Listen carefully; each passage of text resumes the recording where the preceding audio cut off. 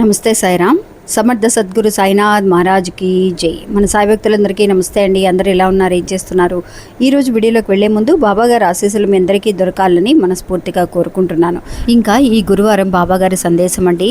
బిడ్డ, నీ సొంత ఇంట్లోకి అడుగుపెట్టబోతున్నావు తల్లి. నీకు మంచి కాలం అనేది వచ్చేసింది. ఇలా గనక జరిగితే అంటే నువ్వు సొంత ఇంట్లోకి అడుగుపెట్టిన రోజున ఈ తీపి అనేది నాకు చేసి పెట్టు తల్లి అని చెప్పి బాబా ఈరోజు మనల్ని అడుగుతున్నారండి. ఏం చెప్పబోతున్నారు బాబా మనకి, గురువారం ఏం సందేశాన్ని తీసుకొచ్చారు అనేది మనం పూర్తిగా తెలుసుకుందాము. వీడియోను పూర్తిగా చూడండి ఫ్రెండ్స్. ఇంకా వీడియోలోకి వెళ్ళడానికి ముందుగా మన ఛానల్ని ఎవరైతే కనుక కొత్తగా చూస్తున్నారో వాళ్ళు ప్లీజ్ మర్చిపోకుండా సబ్స్క్రైబ్ చేసుకొని చూడండి. వీడియో నచ్చితే ఒక చిన్న లైక్ చేయండి, మీ ఫ్రెండ్స్ అందరికీ కూడా షేర్ చేయండి. ఇంకా బాబా ఏమంటున్నారో చూద్దామండి. నిజంగా అందరికీ అండి, ఎవరికైనా సరే ఒక సొంత ఇంట్లోకి అడుగు పెట్టాలి అన్న ఒక ఆశ అనేది ఉంటుంది. అలాంటి ఒక ఆశ అనేది, అలాంటి ఒక కోరిక అనేది మన బాబా నోటి ద్వారా మనం విన్నాము అని అంటే కనుక ఖచ్చితంగా ఎక్కడ లేని సంతోషము, ఉత్సాహము అనేది మనకు కలుగుతుందండి. అలాంటి ధైర్యాన్ని బాబా మనకి ఈరోజు ఇస్తున్నారు. ధైర్యం మాత్రమే కాదండి, ఈరోజు ఒక మంచి భరోసా కూడా మనకి ఇస్తున్నారండి. ఎందువల్లనంటే చాలామంది అండి, అక్క మేము అద్దింట్లో ఉంటున్నాం అక్క, మాకు అద్దింట్లో నుంచి వేరే ఇల్లు మారడానికి కూడా కుదరటం లేదక్క. నిజంగా ఇప్పుడు అద్దిల్లు చాలా ప్రాబ్లంగా ఉంది. వాళ్ళు ఎవరైనా వచ్చినా ఇంటికి గొడవ చేస్తున్నారు, నీళ్లు సరిగ్గా చూసి వాడమని, అక్కడ మేకులు కొట్టద్దు, ఇక్కడ మేకులు కొట్టద్దని ఎన్నో అవమానాలు పడ్డామక్క. అలాంటిది నాకు ఒక సొంత ఇల్లు కట్టుకోవాలని ఒక ఆశ అనేది ఉన్నప్పుడు నేను మా వారితో చెప్పానక్క. ఒకసారి చెప్పినప్పుడు ఆయన అన్నారు, చాలే ఊరుకో, భలే జోకులు వేస్తూ ఉంటావు నువ్వు, అద్దింట్లోకి మారడానికే మనకు అస్సలు కుదరటం లేదు, అలాంటిదే మనం ఎలా సొంత ఇంట్లోకి వెళ్ళగలుగుతాం అని చెప్పేసి వాళ్ళిద్దరూ మాట్లాడుకొని నవ్వుకుంటున్నారండి. అవును కదా, నేను ఒక పిచ్చిదాన్నండి, ఈ నెల అద్దె ఇంకా మనం కట్టలేదు, మన ఇంటికి ఆయన పొద్దున్నే వచ్చి వెళ్ళారు అని చెప్పి వాళ్ళ భార్య తన హస్బెండ్తో చెప్తుందండి.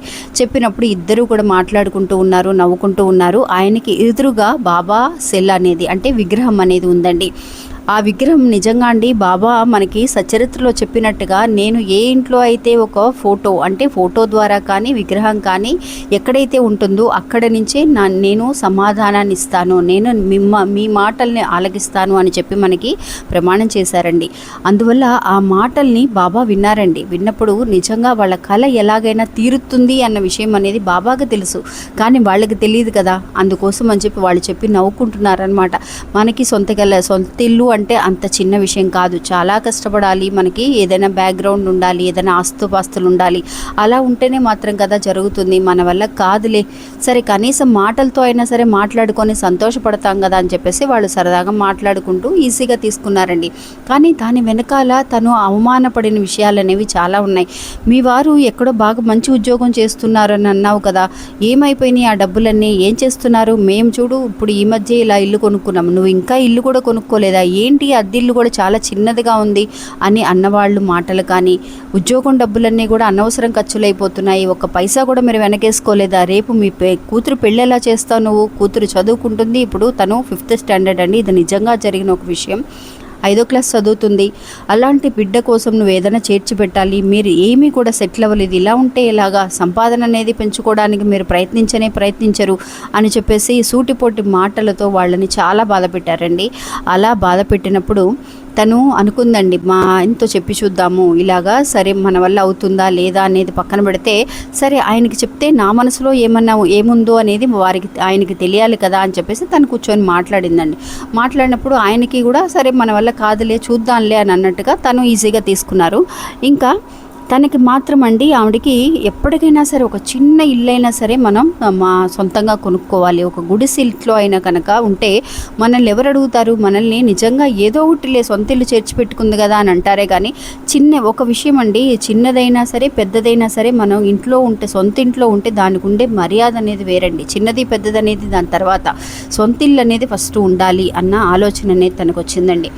వచ్చినప్పుడు నిజంగా అండి తను ఇంకేదైనా పని చేయాలి, నేను ఇట్లా ఖాళీగా కూర్చోవడం కాదు, మా ఆయన కష్టపడుతుంటే కూర్చోవడం కాదు, నేను కష్టపడాలి, నేను ఏదైనా కనుక సాధించగలిగితే ఖచ్చితంగా నేను అనుకున్న కోరికను నేను నెరవేర్చుకోగలను, ఆ కోరిక నెరవేర్చేంత వరకు కూడా నేను మా ఆయనకి కూడా చెప్పకూడదు అని చెప్పి చాలా పట్టుదలతో ఒక గట్టి సంకల్పం చేసుకుందండి.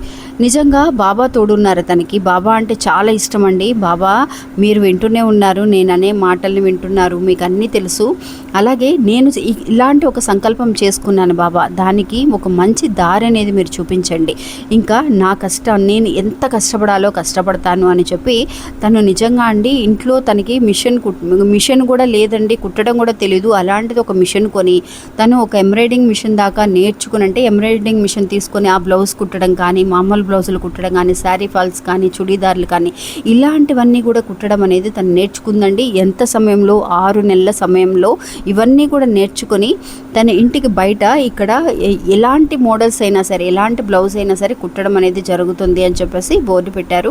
పెట్టిన తర్వాత చాలామంది వస్తూ ఉన్నారు. అలాగా తను సంపాదించడం అనేది బిగిన్ చేసిందండి. రోజుకి 2000 రూపాయలు తను సంపాదిస్తుందండి. నిజంగా 2000 అంటే చాలా అవుతుంది కదండి. నెలకి 1000 రూపాయలు అంటేనే 30,000, మనకి 2000 అంటే 60,000 అయిపోయింది కదా. అలాగా వాళ్ళు ఒక ఈఎంఐలో ఇల్లు కొనుక్కోవాలి అన్న ఒక ఆశ అనేది తనకు వచ్చిందండి. తన సంపాదన అనేది ఇంకా పెరుగుతుంది. అలా తన బిజీగా ఉండడం చూసి వాళ్ళ హస్బెండే అడిగారు, అరే భలే నేర్చుకున్నావురా నువ్వు, ఇంత టాలెంట్ ఉందని నాకు తెలియదే, ఉండు నీకు సహాయం చేయడానికి ఇంకొక అమ్మాయిని ఎవరినైనా అరేంజ్ చేద్దామంటే బ్లౌజ్ ఫినిషింగ్ చేసే వరకు తనకి తోడుగా ఉండడానికి తను ఒక అమ్మాయిని కూడా తీసుకొచ్చారండి వాళ్ళ హస్బెండ్. నీకు తోడుగా ఉంచుకో ఈ అమ్మాయిని అని చెప్పేసి అలాగా తను స్టార్ట్ చేసి తనతో పాటు ఇంకా శారీస్ కూడా సేల్స్ చేయటం, అలాగ ఒకదాని తర్వాత ఒకటి మనకు ఒక పట్టుదల, ఒక గ్రిప్ అనేది దొరికిందనుకోండి, అంటే ఏదైతే స్టార్ట్ చేయాలి అనేది ఒక డిసైడ్ చేసుకుంటే అది ఖచ్చితంగా మనం కంటిన్యూ అయిపోతూ ఉంటామండి. అలాగే తను ఒకదాని మీద ఒకటి కంటిన్యూ అవుతూ తన సంపాదన అనేది పెంచుకుంటూ ఒక ఇల్లు అనేది ఈఎంఐలో తీసుకోవాలన్న నిర్ణయించుకొని ఒక ఇల్లు కూడా వెళ్ళి చూసొచ్చిందండి తను. తర్వాత వాళ్ళ హస్బెండ్కి చెప్పిందండి, ఇట్లాగా ఏమండి నేను మీకు ఒక సర్ప్రైజ్ ఉంది, మీకు నాతో ఒకసారి రండి బయటికి అని చెప్పేసి వాళ్ళ హస్బెండ్ని తీసుకువెళ్ళిందండి. తీసుకువెళ్ళి ఇల్లు చూసి మాట్లాడేసి తనకి తగినట్టుగా ఇల్లు తను చూసుకొని ఈఎంఐ తను నెలలా కట్టగలను అన్న ఒక నమ్మకంతో హస్బెండ్ని కూడా తీసుకువెళ్ళి చూపించినప్పుడు, అరే నేను ఒక ఇన్ని రోజులు నీకు ఇలా చేయాలనో లేదంటే నా వల్ల అవుతుందన్నో కూడా నేను ఆలోచించలేదు, కానీ నీకు ఎక్కడి నుంచి వచ్చింది ఈ ధైర్యము, ఈ పట్టుదల అని అంటే తను అనిందండి, బాబా ఇచ్చే ధైర్యం నాకు, బాబా ఉన్నారు, ఆయనే ఒక దారి చూపించారు అని చెప్పి ఒక గట్టి నమ్మకంతో తను చెప్పడము, తన పట్టుదలను చూసి తన హస్బెండ్కి కూడా ఎక్కడ లేని పట్టుదల అనేది వచ్చి మంచి ఉత్సాహం అనేది వచ్చి తన భార్యకి సపోర్ట్ చేయడం అనేది చేశారండి. ఇంక ఇద్దరూ కలిసి కూడా పట్టుదలగా చేసుకుంటున్నారు. తనకి కూడా ఉద్యోగం అనేది ఇంకాస్త తనకి నమ్మకాన్ని బట్టి ఇంక్రిమెంట్ రావటం, ఇవన్నీ కూడా చేసుకొని ఆ ఇంటికి నెల కూడా ఈఎంఐ కట్టుకునేలాగా, అంటే ఎంతో కొంత అడ్వాన్స్ అనేది, అంటే ఇనిషియల్ పేమెంట్ అనేది ఇచ్చేసి వాళ్ళు ఇల్లు తీసుకున్నారండి. ఈ రోజు చూస్తే ఆ ఇంటికి వెళితే తను అంత బాగా ఇల్లు బాగా సర్దుకుని చక్కగా ఉన్నారండి. నిజంగా మన వల్ల కాదు అనేది ఏమీ ఉండదండి. అలాంటి ఒక భరోసా, ఒక నమ్మకం అనేది ఈరోజు బాబా మనకి ఇస్తున్నారు అని అంటే ఖచ్చితంగా మనకి జరగబోతుంది అని అర్థం అండి. ఎవరైతే ఇలాంటి ఒక విషయాన్ని చేయాలని అనుకుంటున్నారో ఎలాంటి వెనుకడుగు వేయకుండా ఖచ్చితంగా అది చేయటానికి మీరు ప్రయత్నించండి ఫ్రెండ్స్. ఖచ్చితంగా బాబా తోడు అనేది ఉంటుంది. ఇంకా బాబాకి ఇలాంటి తీపి అనేది మీరు చేసి పెట్టండి ఫ్రెండ్స్. అది పాలతో మీరు ఉపయోగించేలాగా పరవాణం కానీ పాల పాయసం లాంటివి చేయండి. చేసి శ్రద్ధ సబూరి అనే నమ్మకంతో నేను ఉంటాను బాబా అని ఈ 2 మాటల్ని కూడా జోడించి బాబా ముందు ప్రసాదాన్ని పెట్టండి. పెట్టిన తర్వాత మీరు ఆ ప్రసాదాన్ని నలుగురికి పంచండి ఫ్రెండ్స్. మన ఇంట్లో వాళ్ళు తినడం మాత్రమే కాకుండా కొంచెం ఎక్కువ చేసి, బాబా ఎప్పుడూ కూడా తన దగ్గర ఉన్న ఒక వస్తువుని నలుగురికి పంచడానికి ఇష్టపడేవారండి. అందువల్ల అలాంటి ప్రసాదాన్ని మీరు ఒక నలుగురికి పంచేలాగా చేసి పెట్టమని మనకి ఈరోజు తెలియజేస్తున్నారు. ఇది అండి ఈరోజు వీడియో. మళ్ళీ ఇంకో వీడియోలో మళ్ళీ కలుస్తాను. అంతవరకు సెలవు. నమస్తే, సాయిరామ్.